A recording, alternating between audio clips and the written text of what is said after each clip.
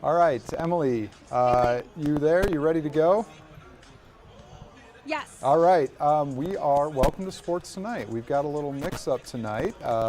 Fred Khalil, who's normally here, he's off tonight, and so it's going to be me, Josh Morgan, the managing editor here at Atlanta News First, and then we've got Emily Gagnon out at Hawks, who play the Wizards tonight. And Emily, how's everything out there tonight? Listen, Josh, I don't think you're giving yourself enough credit. Yes, he just gave you his title, but he is a sports extraordinaire, so you are in good hands tonight. Yes, he's laughing right now because he's just trying to be modest. This man knows his sports, so he's going to give you some good opinions tonight. Listen, State Farm Arena here tonight. We're waiting for Quinn Snyder's very first game as the head coach here in Atlanta, a place he's been before. He spent one season with the Hawks back in 2013, 2014, when Coach Bud was here. Very happy to be back. I said it yesterday, I'll say it again. The very first thing he said was that he was happy to be back in Atlanta because his wife liked it so much here. Josh, you're a married man, so you know that means a lot when your wife is happy. That's exactly right. I will say players today, we got to hear from them for the first time since the hire. And DeJounte Murray and Trae Young both said they love the attention to detail they see from this coach. And from what I have heard, I've been to two of his press conferences now, he has mentioned consistency quite a bit. So I think those are two things that you're going to get from him. He says that doing the small things right equates to doing the big things right, along with being consistent. And that's perhaps something the Hawks have lacked for basically a year now. They haven't been able to consistently stay up, right? They'll go on, a little streak of 2 or 3 wins and then go back down. So I think it's going to take time, but I think if he's truly about taking care of the little things and wanting these players to be consistent, the Hawks have a chance. 21 games to go, Josh. What do you think? Yeah, I think it was a change that needed to happen. You're over there covering them. We're seeing it from afar. There's something that just wasn't clicking with this team. There's too much talent there. The acquisition of DeJounte Murray, along with Trae. Trae's not an all-star this year. There's something that's not clicking. There's this team from 2 years ago that's still sitting there that made the run to the Eastern Conference Finals, that had a chance, had Trae not gotten hurt, to beat the Bucks and go to the NBA Finals. The talent's there, but there wasn't the consistency. Even last year we saw they had to have these runs, right? These 5-game win streaks just to get in. It wasn't the same team. This year there's the same thing. We're getting these 2-3 game stretches. It's like, okay, this is it, right? This is where this team turns the corner and makes a run in the East. And then they drop 2 or 3 straight and we're right back. This team should not be sitting around 500. They're too good. There's way too much talent there. They've got a superstar. They've got 2 superstars now, right? And if that was the complaint before, that Trae doesn't have any help, Trae's got the help, but we're still sitting there. And there's still pieces. They didn't mortgage the other pieces to get DeJounte Murray, right? A lot of times you go get the other superstar, but you mortgage the rest of the starting lineup or the depth. There's still enough there to be a better team in the East. And sometimes that new coach, that new message, that new person to listen to is the difference between winning some close games not. You saw him win another close game the other night. Now Quin's there. He's had some success. He's had some very similar teams to the Hawks in Utah, not filled with superstars, but filled with good players. Donovan Mitchell, Rudy Gobert, that have made some nice runs. I think it's a really nice fit. I think everybody's ready for the new regime to start, and now it's after the All-Star game. It's time to start focusing on the playoffs now. So let's see how they come out of this. It'll be very interesting these first few games to see how they play under Quinn Snyder. Yeah, it's definitely go time, Josh. I mean, there is no time like the present, and that is so true. And the urgency is there. You can feel it. I mean, you can feel like this team knows that they don't want to play in that play-in tournament. One and done game. They don't want to have anything to do with it, which the players compare it to the NCAA tournament. You got to hate it for those college guys who have to do it, but that's the beauty of that time of the year. But still, as pros, they don't want anything to do with it. They want to move up in the top 6. It's going to be hard, but certainly it's doable. And I got a question for you, Josh. Listen, if anybody doesn't know this, Quinn Snyder, a week ago today, literally a week ago today, when Nate McMillan was fired, he was on a beach I love it. in Costa Rica on a 2-month vacation with his family, a well-planned vacation at that, through South and Central America along with Europe. This man took Kyle Korver's phone call and he didn't say no to the assistant general manager. He said, well, tell me a little bit more. Sure. So that's all it took was that phone call, and he did not turn him down, and now he's back in the U.S. in Atlanta. Would you get off that beach, Josh? Oh, I see. I figured that was the question. For this franchise, if you're saying I can come coach Trae Young and DeJounte Murray, I'm probably going off the beach knowing that there's only a few months left in the regular season and playoffs, so I can probably get back to that beach pretty quick. But can you blame Quinn? I mean, there's plenty of beaches to be had in a few months. He's got all the talent in the world. I'm sure it was a little tough to leave, but it was what? It was 79 to get today. I think Fred Campagna said we broke another record today. So, I mean, at least we had beach-like weather in Atlanta today. And now he's inside his happy place, inside State Farm Arena, looking for a couple wins to get his regime going. I think he's happy. Yeah, it'll be interesting to see. Yeah. All right, let's move on. Emily, news from the Falcons today. Marcus Mariota, 1 year, gone. Speaking of new regimes, Desmond Ridder, it's his team now. I know there's a lot of talk about other players out there, and we'll get to the other quarterbacks. Lamar Jackson, or could the Bears trade Justin Fields? Would it make sense for Justin Fields to be here? Let's talk about Mariota. It was it seemed like a good idea. It was a season where they wanted to get Ridder. He wasn't ready to start. Mariota coming in made sense. Now it's probably Ridder's team, and Mariota's going to be looking probably for another backup job somewhere else in the NFL. Yeah, listen, it felt like a good story, right? Right. Marcus Mariota, especially in college. I mean, that man was a baller. Yeah. But the NFL, he just hasn't hit a stride. He just hasn't been able to do that. And he knew the head coach, Arthur Smith. Smith gave him another opportunity. It felt so good to hear Mariota during training camp saying, I never thought I'd have this opportunity again. I'm so glad to be here. I'm going to do my best with it. But you saw a lot more of the same with him. And one of the reasons he was benched with the Titans, though he was necessary because the Falcons could not start the season with Desmond Ridder, the rookie. He just wasn't ready yet.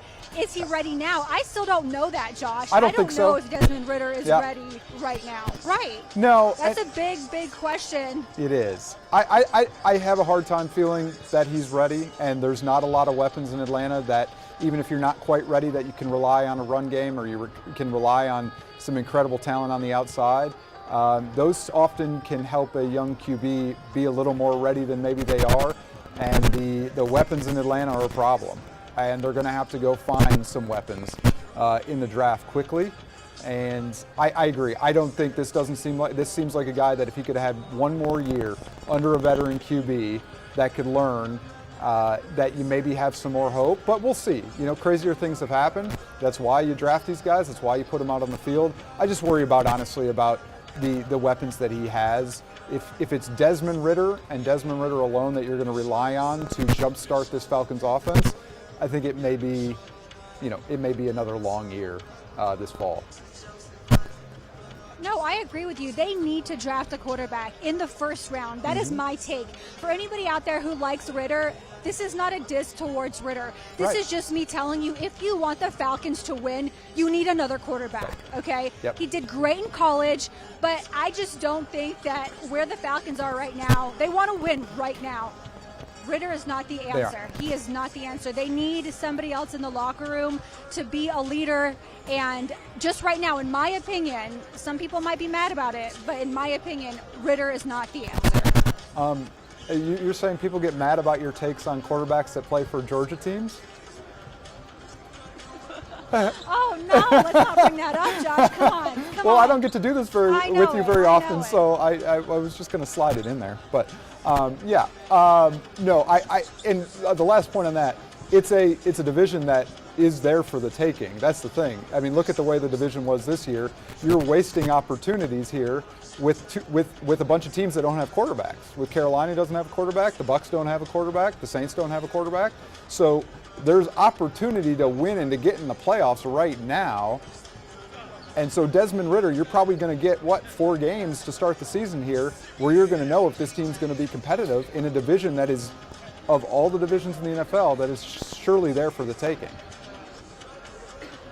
Yeah, and you hear Derek Carr Yep. is in Indianapolis this week during the Yep. Combine, meeting with teams, specifically the Jets, and then 2 teams in the NFC South, in the Saints and the Panthers. That's a veteran quarterback who I did not have an issue with in Las Vegas, but we're not going to get into that. No. I just didn't think he was that bad to have to bench. That's my opinion again. That's fair. But you know that he's got some extra fire under him now to perform, and he's going to want to go to another team and prove the Raiders wrong. So you've got him who more than likely, just by sheer number, because there's 2 in the NFC South going after him, and then the Jets in another division, Right. obviously, that he could very well end up in the South.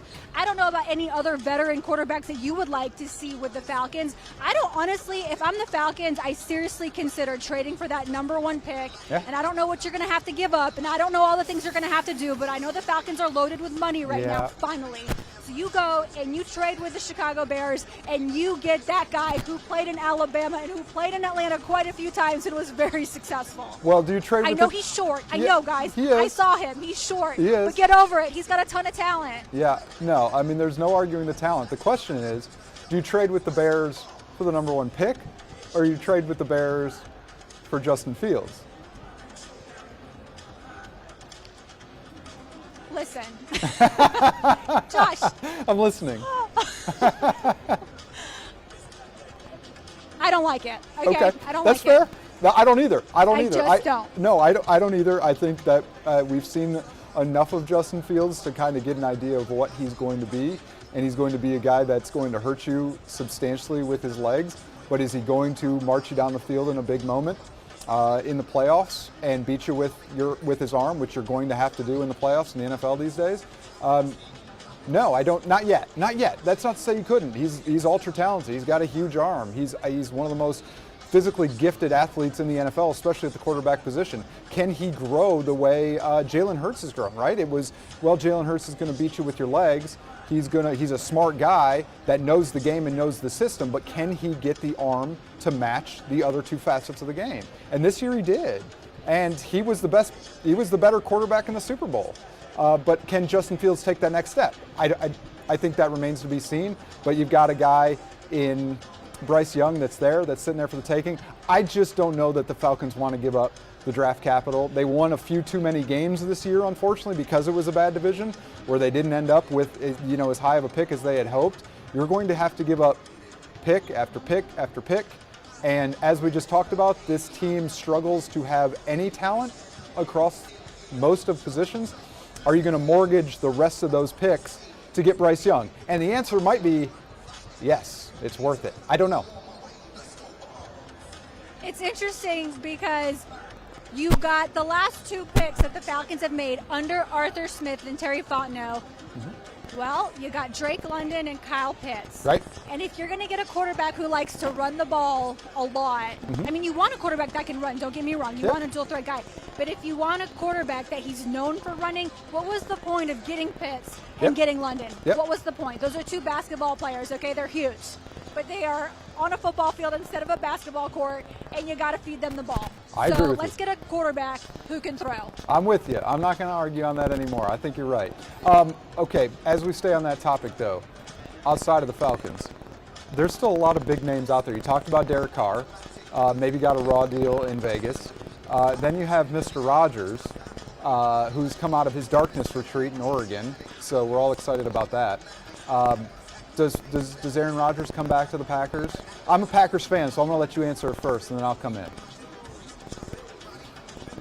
I think that's a team, the Packers are a team that are willing to accept him. So yes, I absolutely think he needs to stay in Green Bay, because as good as he is, Josh, he has really made a bad name for himself in the last year or so. No question. From the weird stuff to the coronavirus stuff. And listen, I'm all for being different, and let's not kid ourselves.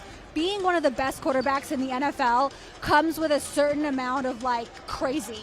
Yeah. So you might go a little crazy, and you might have to do things that are outside the box to decompress and go in a dark hole for a few days, and if that works for you, that's fine.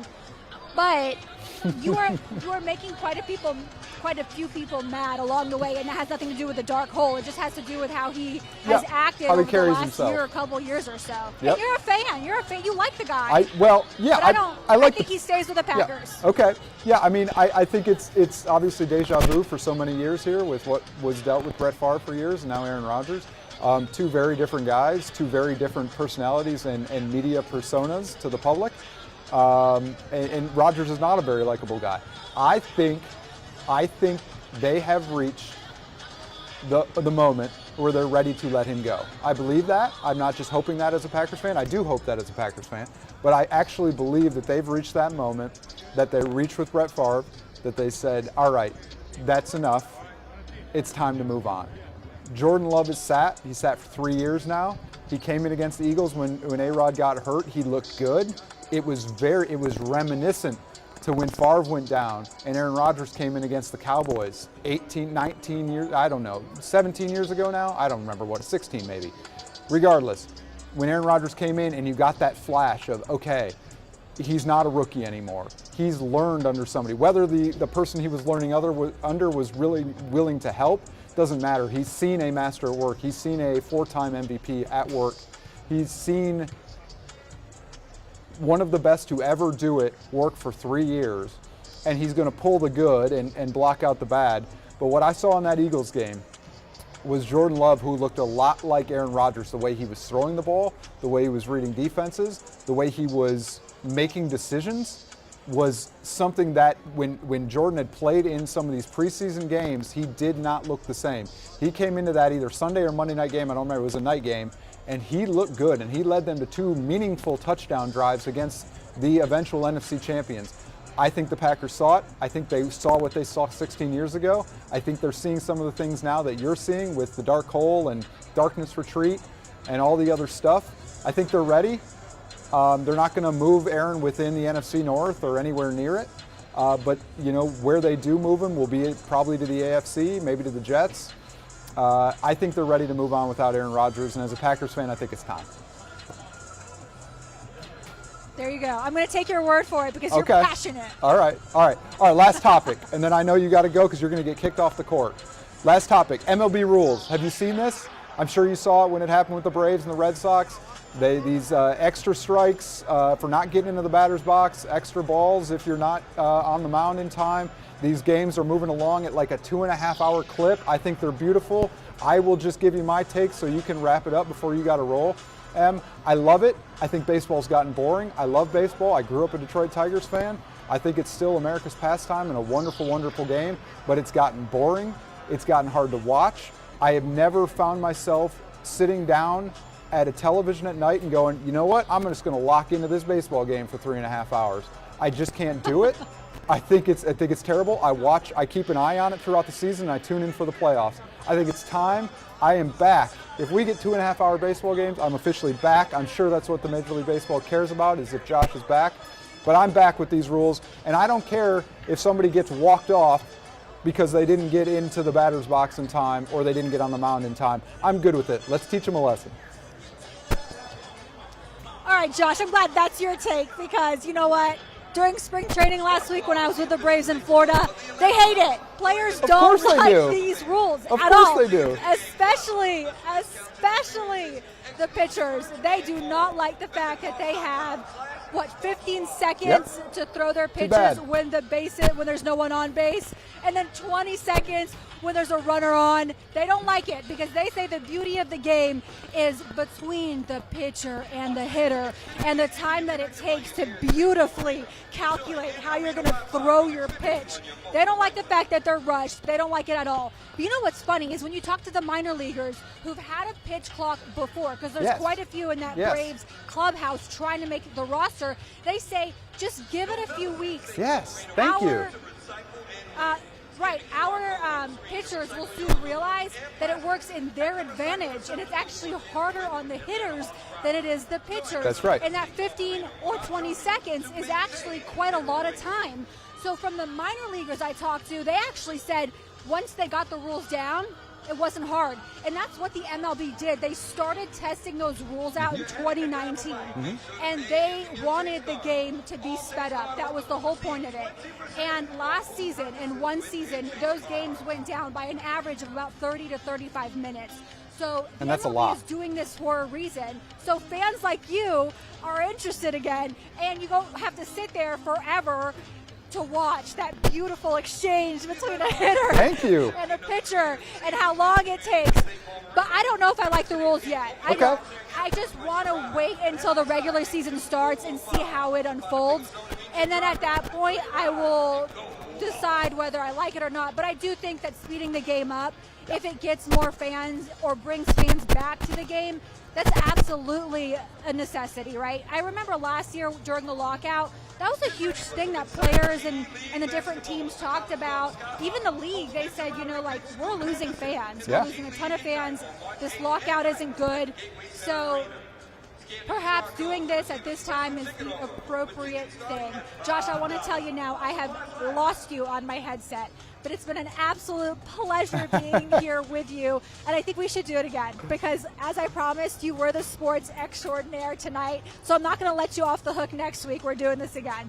That sounds good. All right, I will take the screen full because we lost Emily. She's stopped hearing from me, so I'm going to take it full in case she walks away. But that is Emily Gagnon. She's out at the Hawks, and the Quinn Snyder regime starts tonight, and I'm with Emily on the last take. I think change is hard. I think change is necessary. Let's wait to see what happens.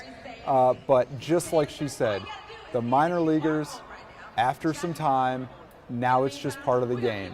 It's not this big deal anymore. That's going to be true. It's going to be hard these first couple times when you see it, and somebody's going to make a mistake, and somebody's going to lose a game before it, and then they're going to figure it out. Change is hard for all of us, but when change happens, change is necessary. We adapt, and usually we're all better for it. I hope baseball is better for it. I can't wait to get to watch some more games this season because they are shorter. We are going to wrap up Sports Tonight since we lost Emily, and we are running out of time before our 7 o'clock newscast tonight. Coming up on Atlanta News First at 7 o'clock, Tracy Hutchins will take you through your top news headlines for the day, and we will be back here at 6:30 for Sports Tonight tomorrow. Take care.